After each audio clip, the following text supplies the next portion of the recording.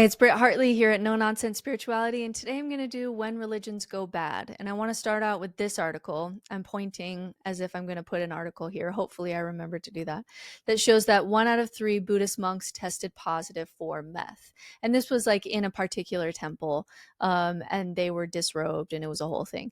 And the reason that I want to start here is because in the West, we sometimes have this romanticized version of Buddhism that there's never like Buddhist drug or prostitution rings or large-scale violence, when that's just not true. And it brought up the question then that got a lot of heat on social media, that if we assume for a second that human beings suck, and if we assume then that humans are going to do religion the wrong way or poorly, or they're going to use it in ways to just like support their ego and their power and their identity instead of like the true mystic heart of the religion, if we really think about it, about that, which religions are going to do the worst when humans do what they do? And so all religions, I think, even as an atheist, have something beautiful in them. And I think there are bad people in general that claim to be whatever religion. I also think there's mentally ill people that have been under the umbrella of one religion or another.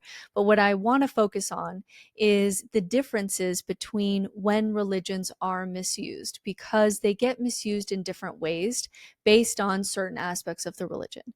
And so then I want to like rank the religions just to piss everyone off in order of when this religion is done poorly. It doesn't mean that like it's not true. It doesn't mean that it's not beautiful, but when it is done poorly, when it goes wrong, because, you know, people will say, oh, that person's not a real Muslim or real Buddhist or whatever. But when it gets wrong, what does it look like? Because religions have differences. And so how they behave badly differs too. And so something that I always get in the comment section is, oh, that person's not a real Christian. They just got it wrong. And when we take that thought further, we have to consider, what do different religions do when people do get it wrong? Because humans do that. So let's explore what are the characteristics for the religions that cause more harm when you're not going to be doing the most beautiful aspects of the religion. And the first one is going to be your exclusivity to truth. So religions like Christianity and Islam specifically claim exclusive access to ultimate truth and salvation. They are universalizing. They are meant for all humanity, not just one tribe, not just one region. And so when done wrong, that becomes the fuel for conquest and colonization and coercion. Even though there's scriptures that warn against this, right? It doesn't matter, because there's also the claim that this is the only way to God. So in Christianity, the Great Commission, make a disciple of all the nations, can become justification for forced conversion, as in the Spanish missions in the Americas. And Islam, the idea that submission to God is the natural state of all humanity, has sometimes been used to sanctify imperial expansion. Now, not all religions do this. Some religions say this is the God for us. Like Judaism is very much about this, like this is our God and we are his covenant people. But there's less focus on proselytizing. And so the idea that Judaism is supposed to take over the whole world and that everyone should be Jewish, even at the point of the sword, is not seen as often as in Christianity and Islam. So as problematic as Judaism can be, which we are seeing in real time, it tends to be focused around the center of where Jews are, and not crusades and jihads into every corner of the world. Shintoism, indigenous religions, they don't have a sense of this is the only way for everyone. So a religion that does say this is the truth for everyone and your eternal destiny depends upon it becomes more dangerous in the wrong hands than a religion that doesn't have that tradition. It's even more dangerous when the religion doesn't update. So for Islam, the fact that the Quran is the final word, and in Christianity, when people use revelations to say God, is done talking to us, more is going to be added to this. It means that there's not built-in aspects for doctrines to adjust over time and modernize. So the fundamentalism is always going to be there whenever that religion feels threatened.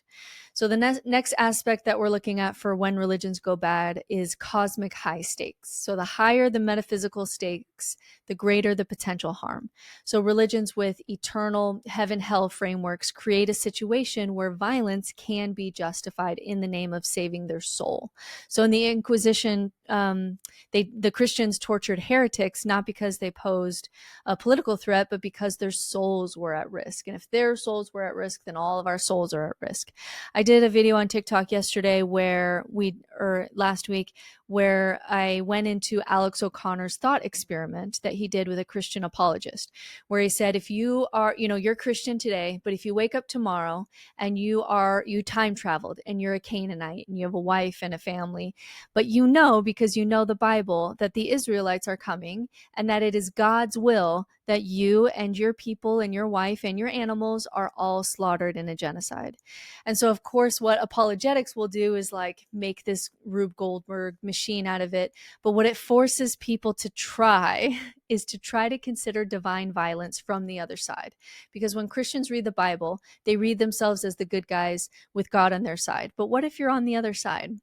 And the response that I got the most when I was reading through the comments, this one went quite viral, was that the Canaanites were bad, right? They were doing child sacrifice or whatever.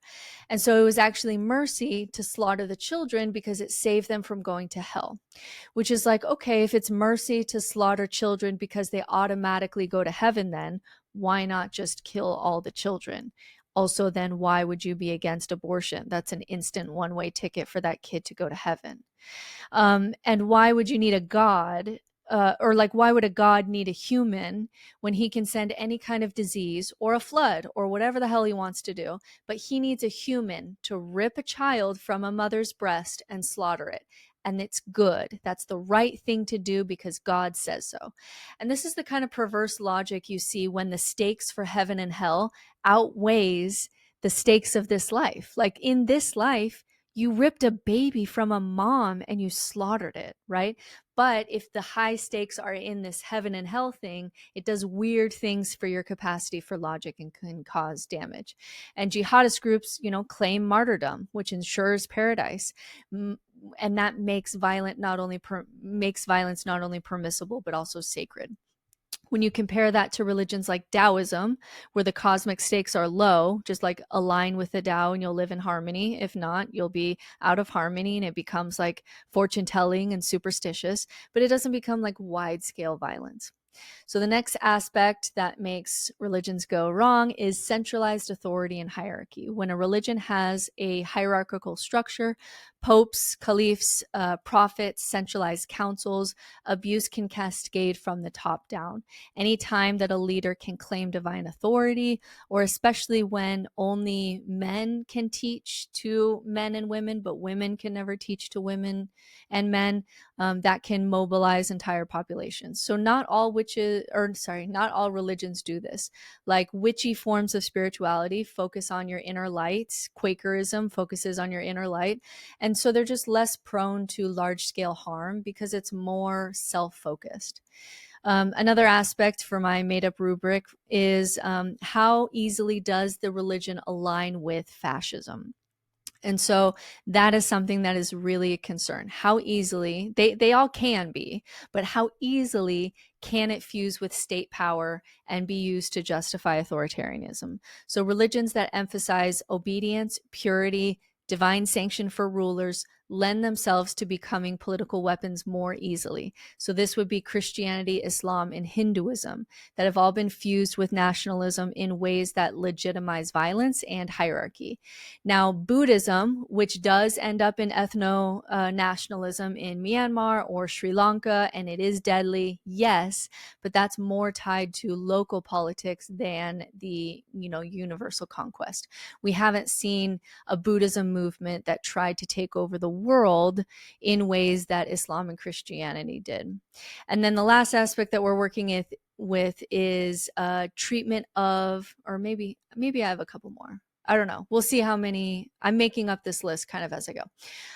The last aspect that I want to think about is treatment of outsiders, in-group versus out-group.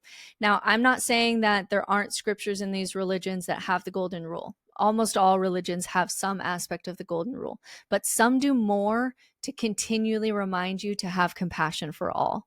So strong boundary religions like Orthodox Judaism, Islam, Christianity will treat outsiders as lost or enemies or spiritually inferior, and that can justify persecution and exclusion or even violence. Universalist religions like Bahá'í or UU may emphasize compassion for all, though in practice, nationalism and sectarianism can always creep in.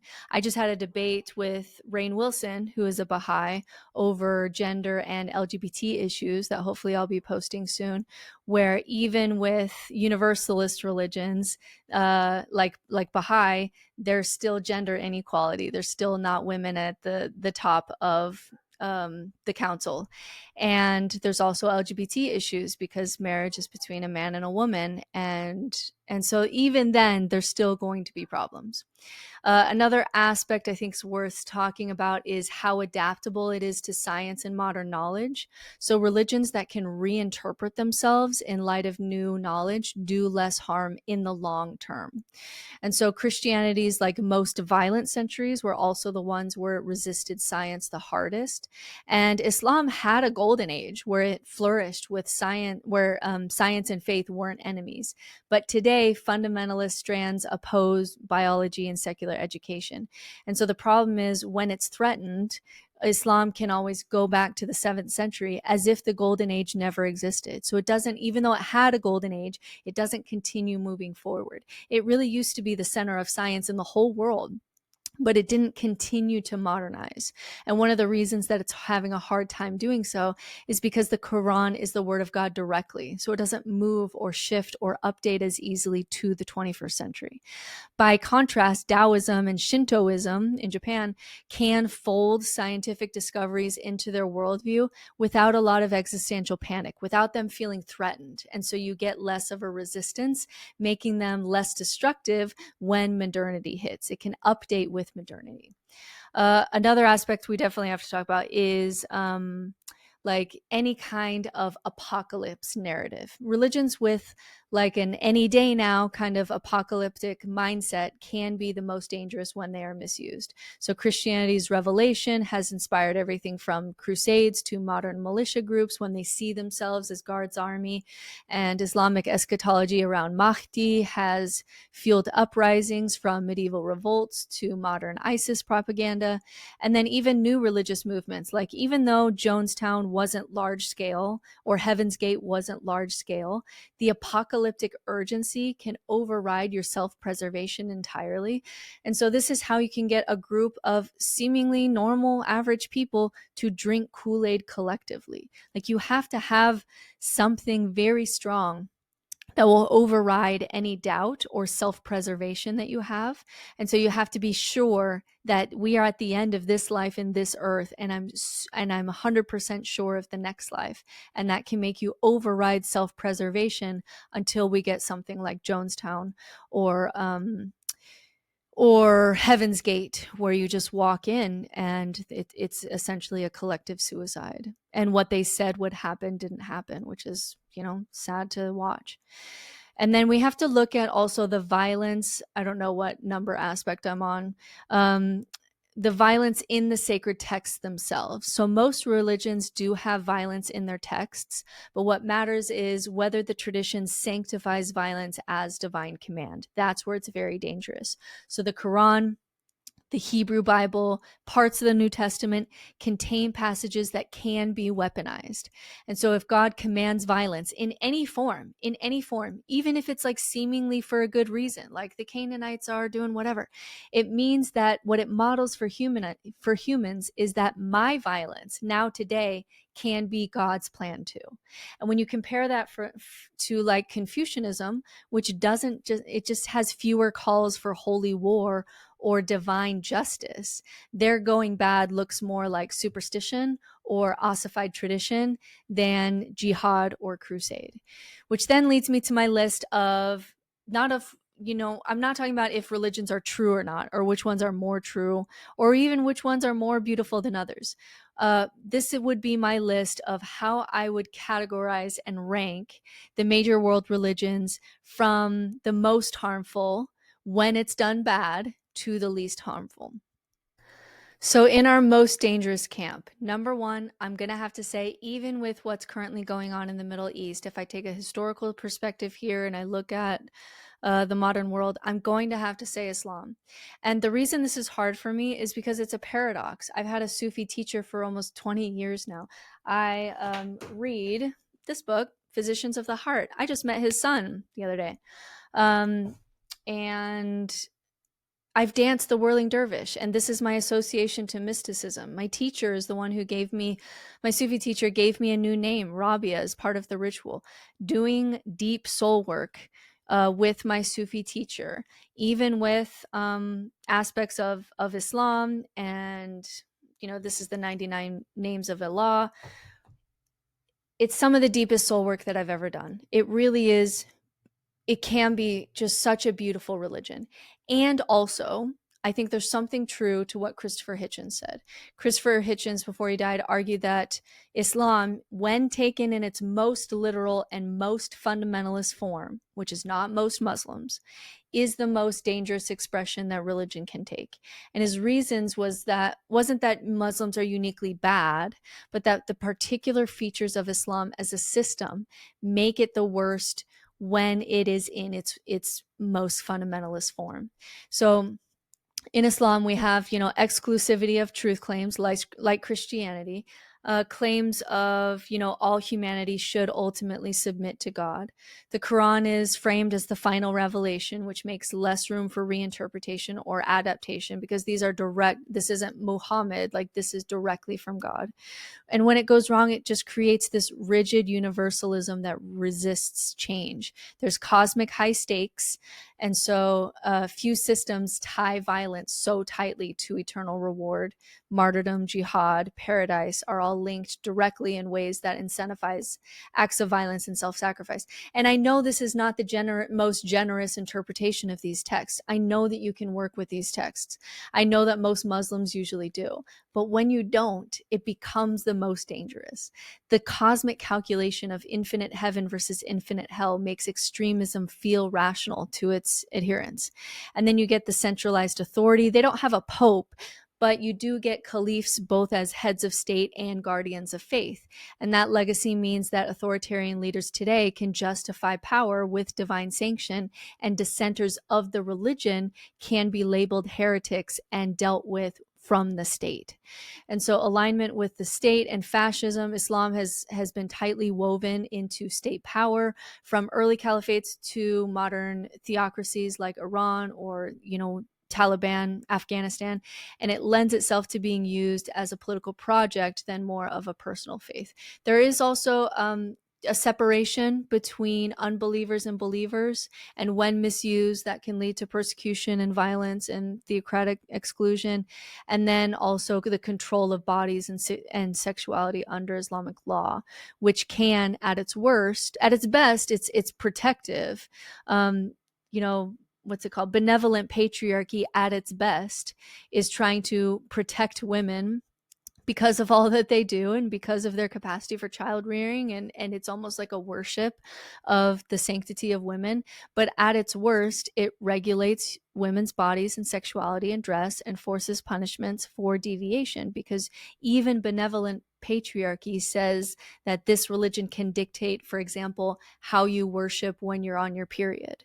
And that can lead to then your body is controlled in some way by what people can say you can and can't do with your body, which can lead to really extreme forms of patriarchy. And then you also get apocalyptic urgency, which can feed revolutionary zeal. I think the example that comes to mind the most is September 2005, when the Danish cartoonist kind of got in trouble and sparked outrage in the Muslim world.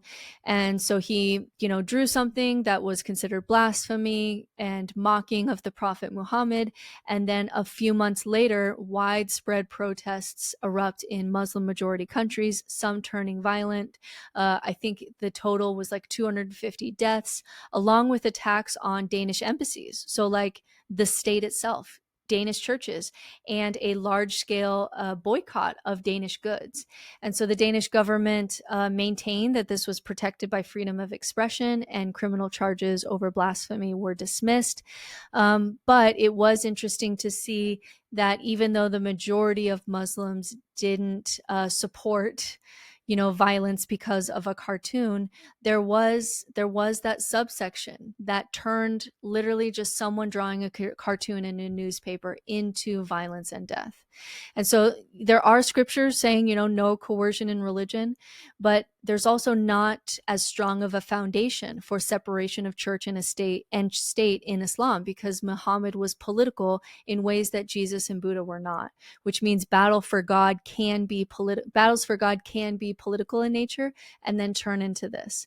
And so most moderate Muslims and the Muslims in Denmark tried to promote a dialogue. They tried to resist extremist framing, but they couldn't curtail the worst of their own religion. And so I'm in this place where I've done some of my best soul work with my Sufi teacher. And some of the most generous people that I meet, the ones who will give you the coat off your back, who shower you with gifts for you and your children, who take seriously what it means to be a host and be hospitable, these people in my life are often Muslim. And also, when a religion is going to be in its worst form, I'm more scared of Islam than anything else. And this is also just my personal experience. I have critiqued by this point on social media at least the top 50 forms of religions and the spiritual expression. The only one where I get death threats or I get my account shut down is Islam. And this would be the only one that I would also be scared to criticize publicly, like some kind of tour, without a security team. I could, as an ex-Mormon, dress up as Satan and have someone dress up as Joseph Smith and go down to the Mecca for Mormons, which is the Salt Lake City temple, and have Satan humping Joseph Smith in hell for all to see in front of their most sacred temple, where there is the highest concentration of Mormons. I feel no need to do that. I will not be doing that. But I promise you, if I wouldn't fear for my life. I would get some pushback and I would get some looks. I may get someone yelling at me. I may get the police called, but I wouldn't be afraid for my life. If I did something similar in a concentrated Muslim area in front of a sacred Muslim site, I would fear for my life in a different way. And so on social media, when I recognize the beautiful aspects of Islam and also say, hey, when this religion is done badly, it goes very bad, even Muslims agreed with me. I had more Muslims agree with this take than any other criticism post, because I specified that this does not represent the best of the religion or the religion as a whole, or that Muslim people are bad, because I know that it's unfair to say that. And so when I did that, when I made those caveats, I got a lot less pushback on this concept, even from Muslims who admitted, when things go bad, they seem to go really bad. The other one that gets in the worst category for me, I would say it's number 2. I wouldn't. I'll specify why I put it here. But it's going to be Christianity. So both these religions, universalizing, exclusivist, final claim of truth, eternal stakes, heaven, hell, martyrdom, to conversion or obedience, both have histories of aligning with empire and state power, producing crusades, jihads, colonialism, theocracies, insider-outsider divides, and they police sexuality very heavily. And then both have apocalyptic scripts that inspire violence. Now, why is Christianity not as bad, even though I put it in the worst category? One is that the Bible is more flexible. You can say, hey, that's an addition from someone pretending to be Paul. That's not really the word of God. The Bible is written by humans. The Quran is transcribed by a human, but not written by a human. And Christianity also has enough there to set the foundations for a separation of church and state. That doesn't mean that it doesn't align with fascism. It does today in America, in Nazi Germany, in its militant empire. But there was at least a little bit more than Islam as far as Jesus separating what is Caesar's and what is God's. And Jesus was resistant to aligning with political power. And that gave rise over time for the opportunity to develop, or at least accept, separation of church and state. But are there people openly trying to create theocracy in America today? Absolutely. And so Christianity today is the most globally spread religion, but its expression is highly varied. It really differs from Pentecostalism in Brazil to liberal Protestantism in Scandinavia. And Islam is also global, but it's more doctrinally uniform because of the Quran's text, the centrality of the text and the simplicity of the 5 pillars. And so this uniformity makes extreme interpretations easier to export to the whole thing. And it's harder to do that with Christianity because Christianity has more variations. And so to me, Islam is considered more dangerous today because of its tighter link to scripture and state power, its difficulty with doctrinal reform, and its kind of current geopolitical context. But I will say Christianity has historically done more damage overall: colonization, forced conversions, genocides. But if I were to look at today, what scares me most today, I think that Christianity has fractured and liberalized better than Islam, and that its worst forms are less globally dominant at the moment. But obviously there were times when Christianity was more fundamentalist and dangerous than Islam. But right now, in the 21st century, I really think Islam is the one that presents the greatest danger. Now, let's go to the middle of the pack religions that are not as bad as Christianity and Islam when it goes to having a clean sword, but not good enough to be in the low damage group. And so obviously we've got to talk about Judaism. Some of you may already be thinking that I've been avoiding Judaism, or I haven't been putting them in the group with Christianity and Islam because I have some bias about today's current war, and that's not the case. The reason that Judaism isn't as bad historically is that its conflicts tend to be in the Middle East, and they don't expand past that. So when Judaism goes wrong, it is as dangerous and as violent and all that stuff, but it's localized. You get the exclusion of outsiders, you get ethnic chauvinism, you get violent theocracy even, but you don't get as often worldwide campaigns of forced conversion. So its failures still matter, like especially in the Middle East, but they haven't historically reshaped continents the way that Christian colonialism did or Islamic empires did. And so other middle tier religions I would put in this is Hinduism and Buddhism. They also cause serious harm when they are fused with nationalism. Hinduism in India, Buddhist nationalism in Myanmar and Sri Lanka. But they lack the universalizing one true way for everyone. And so the damage tends to concentrate in these like local, regional, ethnic struggles. And so it's just not as widespread as Christianity and Islam. Now, Baha'i is trickier because on the one hand, it promotes peace and unity and global cooperation, which sounds like it belongs in the low harm cluster. But structurally, it has some features where I would put it in the middle pack here, because Baha'i is universalizing. It claims to be God's latest revelation for all humanity. It has a centralized global authority, the Universal House of Justice. Again, no women in that council. It also leans into state alignment ideals, like there'll be maybe a future world government under Baha'i principles. And to their credit, like the community tends to be very pacifist and historically has endured persecution without a lot of violent retaliation. But the structural seeds of exclusivity and hierarchy are still there. And we see that in how they don't accept gay people and why they don't have women at the top of their leadership. That's not just a localized choice, that is an institutional stance. So Baha'i, I think, belongs in the middle group because it's less prone to violence than Christianity and Islam. It explicitly forbids holy war, but it is more prone to violence or manipulation than something like Taoism or UU, because it does have centralized authority and a universal mandate. All right, let's wrap this up here. Let's do the religions that cause the least amount of damage and what those aspects are. So the aspects that make them less damaging is decentralization, And when someone abuses their authority, it tends to be more limited to a village or a clan or a cult than a continent.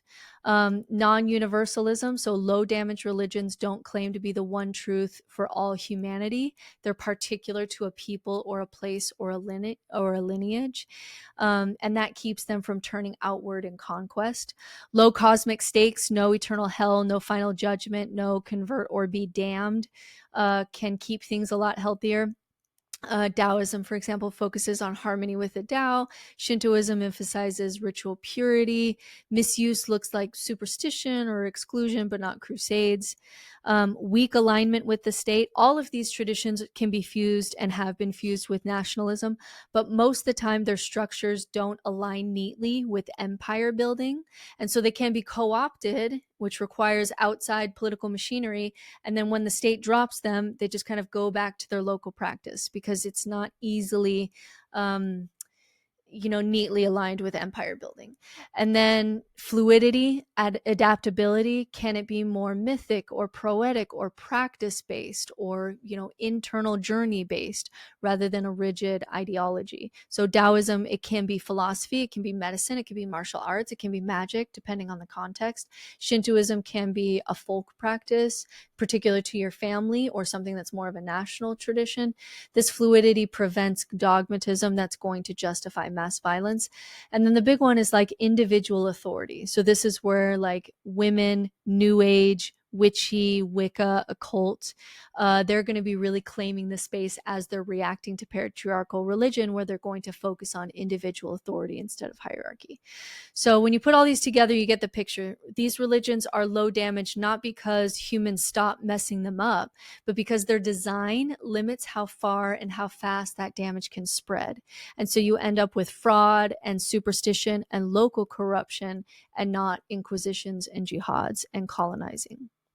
So the religions in this group: Taoism, when it goes wrong, it's superstitious and fortune telling, but there's no eternal damnation at stake. Shintoism can be weaponized. It was in 20th century Japan when there was kind of like a state fused Shintoism with nationalism, and militarism, but it will just kind of revert back to its local shrines and festivals and folk practices. Indigenous and animist traditions, they don't usually try to convert outsiders. They're rooted in a place, in a land, in an ancestry. You get superstition and fraud and harmful sacrifices, but you don't get global conquest. And then just New Age, modern, Richie movements. These get into conspiracy theories and grifting and anti-science and spiritual bypassing and all kinds of nonsense. Like there's nonsense there. But the harm tends to be more in these like fragmented cults, disinformation networks, rather than some kind of unified religious war. Quakers, I would put firmly in the low damage group. They really focus on individual conscience, your inner light, and pacifism. They reject exclusive claims to salvation. And when Quakerism goes wrong, it kind of just looks like moral rigidity or insularity or peacocking to each other, but not systemic oppression. UU is almost like the textbook of a low damage religion. They're radically decentralized, non-dogmatic, pluralistic, no hell, no single prophet, no claim to exclusive truth. And when it gets wrong, like, and I've criticized UU for this reason, it more looks like elite progressive echo chambers and like culture war paralysis, where it eventually becomes the religion that supports your political identity. And so there's just lots of identity markers and peacocking about who's the most progressive. I remember doing like a 30-minute honoring the land ceremony for Native Americans who originally owned the land. And I'm looking around and it's all progressive white people. And it kind of became like, who are we doing this for? Do you know what I mean? If not just to virtue signal for each other. And that's pretty much, I think, as bad as UU gets.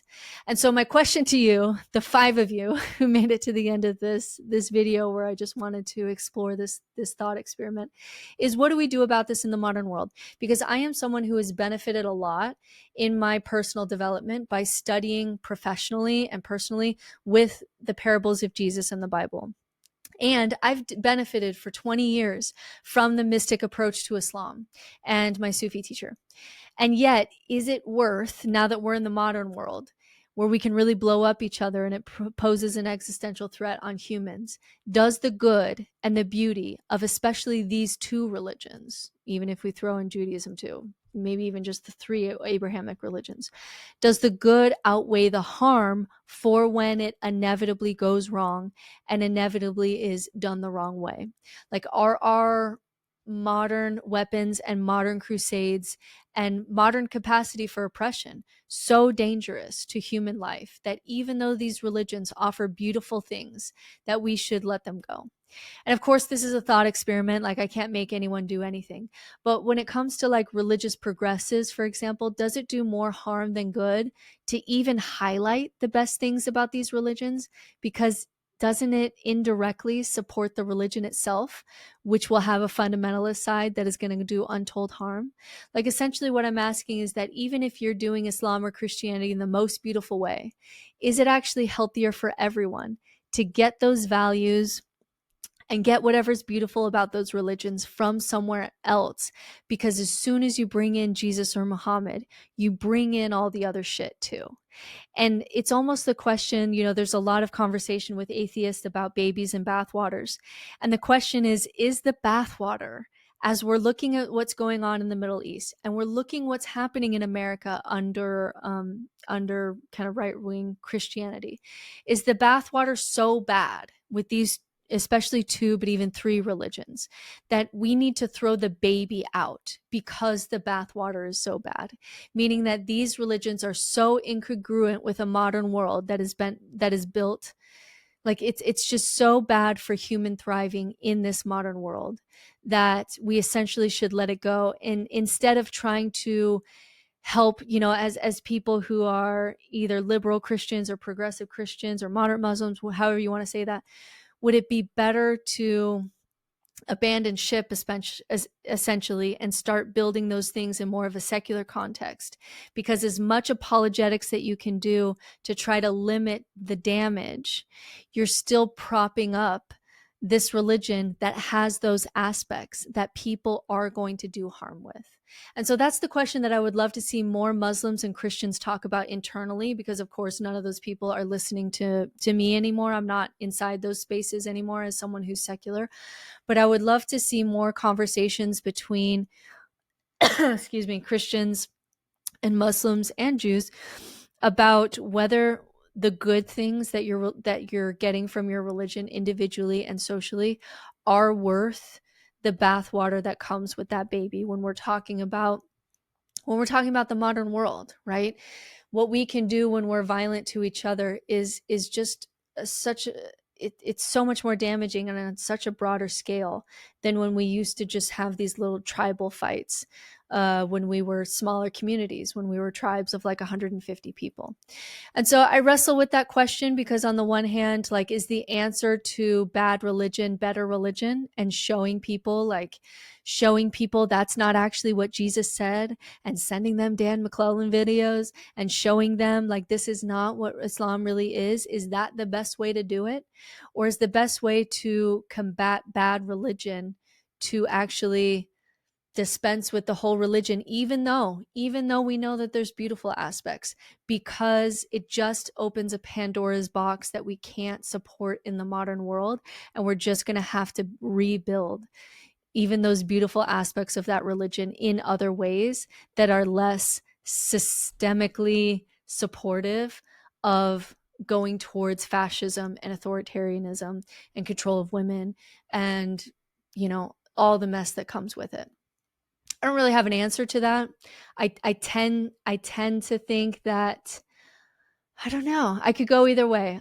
But if you put a gun to my head, I think it's probably better at this point to start building up these aspects in a more safe and secular and in a way that reduces harm, knowing though that there are really beautiful aspects of these religions that we're leaving behind, which opens us up to all kinds of nihilism and things like that. But I just think the fact that Islam had a golden age and yet can revert at any time to fundamentalism from a world that we don't even see anymore. I mean, just an ancient world kind of fundamentalism, to me shows that no matter how much we do to try to curb the bad behavior and focus on the beautiful parts, it as we go forward in humanity, it just feels like if at any time there's always going to be this side door towards fascism and authoritarianism, I just think then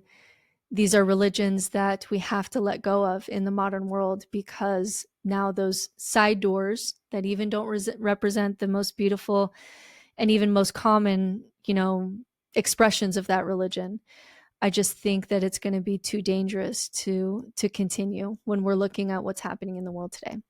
But it's an interesting ethical debate. I've seen this debate with Sam Harris where, he really comes down on religious moderates for how they inadvertently support fundamentalism.